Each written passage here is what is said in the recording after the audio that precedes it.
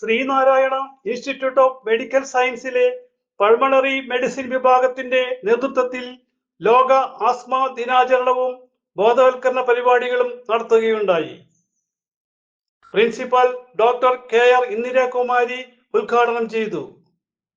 നമ്മളിവിടെ കൂടിയിരിക്കുന്നത് നമ്മുടെ പ്രിയപ്പെട്ട HOD ഓഫ് റെസ്പിറേറ്ററി മെഡിസിൻ എല്ലാം പറഞ്ഞു കഴിഞ്ഞു. ഞാൻ അതിനൊന്നും പറയുന്നില്ല. So we have assembly here to make awareness regarding asthma disease. It is a disease affecting, all of you know, it is a disease affecting the respiratory system, especially the inflammatory process of the respiratory tubes. It makes us difficult to breathe. If a person is affected by asthma, the person finds that it is difficult to breathe, and there will be dyspnea and chest discomfort, shortness of breath, and so many things are there. So how asthma comes, we don't know exactly. Maybe that there is a genetic trait or some environmental factors are there, some trigger factors are there. Trigger factors for a particular person may be like some pollen or dust, allergy. ആസ്മയുടെ വർദ്ധിച്ചു വരുന്ന ഭാരത്തെയും സമയബന്ധിതമായ ഇടപെടലിന്റെ ആവശ്യകതയെയും കുറിച്ച് respiratory medicine വിഭാഗം മേധാവി doctor VS Hemalatha സംസാരിച്ചു. Pulmonology ഡോക്ടർമാർ ഞങ്ങളുടെ OPയിൽ ഏറ്റവും കൂടുതൽ ദിവസവും കാണുന്നത് ആസ്മ രോഗികളെ തന്നെയാണ്. എന്നാൽ ഞങ്ങൾ ഏറ്റവും ശ്രദ്ധിച്ചും സൂക്ഷിച്ചും ഉപയോഗിക്കുന്ന ഒരു വാക്കാണ് ആസ്മ.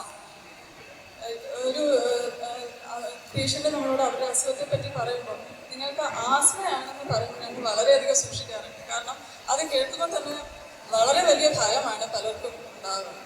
ഇത്രയധികം ഭയം ഈ അസുഖത്തെ പറ്റി, അതുപോലെ തന്നെ ധാരാളം വിദ്യാധാരണകൾ ആസ്മ എന്ന രോഗത്തെ പറ്റി നിലനിൽക്കുന്നുണ്ട്.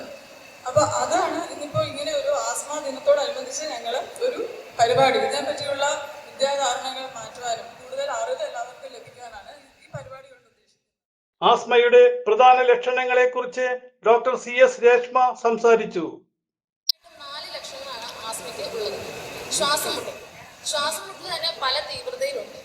ഒന്ന്, ഭാരിച്ച ജോലികൾ ചെയ്യുമ്പോഴായിരിക്കും ചിലർക്ക് ശ്വാസമുട്ടൽ അനുഭവപ്പെടുന്നത്. എന്നാൽ മറ്റു ചിലർക്ക് വിശ്രമ വേളകളിൽ പോലും ഈ ശ്വാസമുട്ടൽ അനുഭവപ്പെടാറുണ്ട്. രണ്ടാമതായിട്ട് വിട്ടുമാറാതുള്ള ചുമ, കൂടുതലും വരണ്ട ചുമയാണ് ആസ്മയിൽ കാണപ്പെടുന്നത്. അതും രാത്രി കാലങ്ങളിലും പുലർച്ചെയുമാണ് ഈ രോഗലക്ഷണങ്ങൾ കൂടുതലായിട്ടും കാണപ്പെടുന്നത്. മൂന്നാമതായിട്ട് നമ്മുടെ പേഷ്യൻസ് കോമൺ ആയിട്ട് പറയുന്ന ഒരു സിംറ്റമാണ് നെഞ്ചിലൊരു തിക്കുമുട്ടൽ അഥവാ ഒരു മുറുക്കം പോലെ അനുഭവപ്പെടുന്നു എന്നുള്ളത്. നാലാമതായിട്ട് ശ്വാസം നമ്മൾ എടുത്തു വിടുമ്പോഴേക്കും ഒരു വിസിലിംഗ് സൗണ്ട് അഥവാ വീസിംഗ്, വലിവ് പോലുള്ള ഒരു സൗണ്ട് അനുഭവപ്പെടുക എന്ന് പറയുന്നത്. അപ്പൊ ഈ 4 ലക്ഷണങ്ങളാണ് മെയിനായിട്ടും ആസ്മയ്ക്കുള്ളത്. പരിപാടിയുടെ ഭാഗമായി സൗജന്യ ആസ്മ ടെസ്റ്റ് ക്യാമ്പും നടത്തുകയുണ്ടായി. പങ്കെടുക്കുന്നവരുടെ അറിവ് വർദ്ധിപ്പിക്കാൻ ഡോക്ടർ സോണി, ഡോക്ടർ ദീപ മരിയ ജോസ് എന്നിവരുടെ നേതൃത്വത്തിൽ ക്വിസ് പ്രോഗ്രാം നടത്തുകയും വിജയികൾക്ക് സമ്മാനങ്ങൾ നൽകുകയും ചെയ്തു. CJ Joy, city voice news bureau, north Paravur.